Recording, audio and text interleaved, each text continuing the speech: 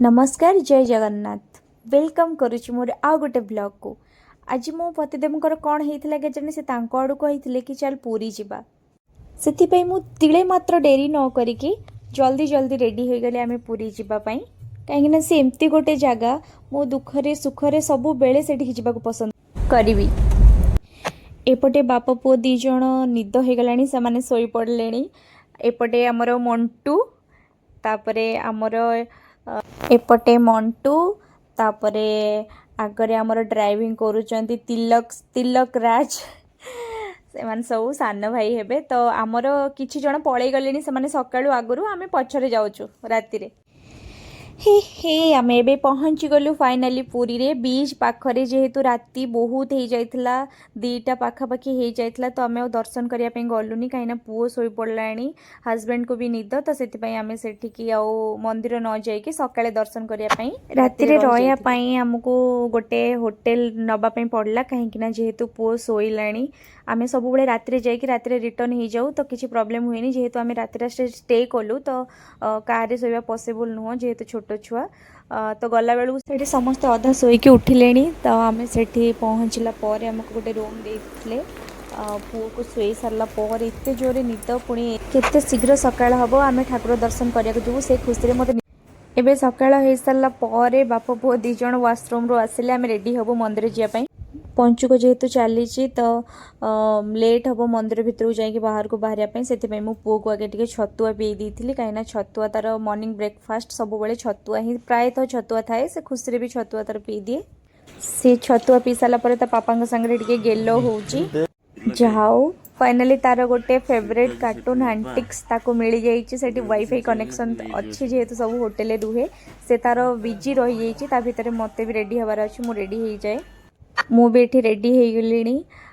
तो मो सांगे से माने भी रेडी हो सारे समस्ते 4 जण आम बाहर मंदिर जावाई। एठी हीरो बाबू छिड़ा होती दांत देखा एपटे मंटू बाबू तो एपटे प्रभुर भी एंटिक्स देखा सरुनी से अधा पिंधुची अधा खाऊची अधा देखुची से तार टीवी देखियारे व्यस्त। आम ए बाहर मंदिर जय जगन्नाथ ठाकुर को दर्शन करी होची ना नहीं भगवान को पाखक आसिके भी किसी लोग फेरी देकी जाती तो से भाया किसी आमर सिचुएसन न हो आम भगवान को भलसे दर्शन करूँ। एकादशी जेहेतु पंचुक पुणी बड़ एकादशी एते जाम पूरी एते जाम आमको गोटे गोटे जगार पूरा अध घंटा वेट करने पड़ूला तो ये बहुत टाइम पड़े गला केवल गाड़ी रे आसिकी पार्किंग रे पहुँचापी बहुत टाइम पड़ेलानी। फाइनाली आमे गाड़ी पार्किंग करिकी बड़दाण्ड आसिक बड़दाण्ड एते गहली थिला कि माने आपण विश्वास करि परिबेनी बहुत गहली थिला बड़दाण्ड बैरिगेट रे बहुत आगु को बैरिगेट लगी तो एते लोक एते जाम ता भितरे मते कहीं लागिलानी आमे जाइकी दर्शन करिकी शीघ्र आसी परिबु कहीं छोट छुआ खाइबा भी किछि मो पाखरे आनिनी सब गाड़ी रे रही गला तो ता भितरे जदि मु आमे जो दिन 10टा रे लाइन रही था तो आमको संध्या से 7टा 8टा 6टा प्लस तो हो जाता से आम भितर को गल बाहर बाहर पतित पावन दर्शन करके प्रणाम करके भगवान को तुलसी पत्र पाइके आम आसलु जेहेतु एकादशी आसलु बड़ एकादशी पंचुक भगवान को दर्शन हो पारानी हो पारि था आम जो लाइन रे छिड़ा ही था जेहेतु पुओ जिते छोट अच्छी एत गहली भितर वान्स पशिगले आ बाहरी हेनी से भगवान को से क्षमा मागी पलि आसलु आम तापर आम से सीधा पलि जाइलु बीच।